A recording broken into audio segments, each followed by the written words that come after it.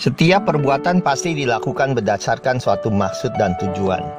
Entah itu perbuatan baik maupun perbuatan jahat. Selalu memiliki alasan mengapa perbuatan itu dilakukan. Alasan itulah yang menentukan kualitas ataupun kuantitas suatu perbuatan. Contoh, jika seorang berbuat baik, apa alasannya? Apakah pencitraan atau dilakukan dengan tulus?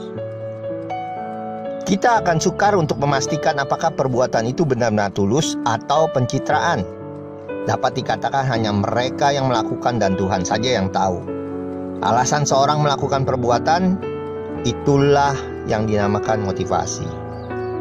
Dorongan yang timbul pada diri seseorang secara sadar atau tidak sadar untuk melakukan sesuatu tindakan dengan tujuan tertentu, itulah yang disebut motivasi. Jadi, motivasi timbul dari dalam diri seseorang. Oleh karena itu, saya tidak dapat mengetahui apa yang mendasari perbuatan Anda, dan begitu pula sebaliknya, karena bersifat pribadi.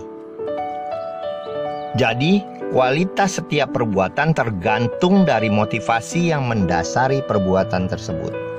Kita akan lihat contoh dalam Matius 7 ayat yang ke-22 sampai yang ke-23. Pada hari terakhir banyak orang akan berseru kepadaku, Tuhan, Tuhan, bukankah kami bernubuat demi namamu dan mengusir setan demi namamu dan mengadakan banyak mujizat demi namamu juga? Pada waktu itulah aku akan berterus terang kepada mereka dan berkata, aku tidak pernah mengenal kamu, enyahlah daripadaku, kamu sekalian pembuat kejahatan. Mengapa Yesus berkata demikian? Tidak lain karena motivasi. Kita tidak dapat melihat motivasi apa yang mendasari perbuatan mereka. Secara lahiriah kita bisa melihat mereka mengusir setan, bernubuat, dan melakukan banyak mujizat. Tetapi motivasi apa yang mendasari, hanya Tuhan yang tahu. Yeremia 17 ayat yang ke-10.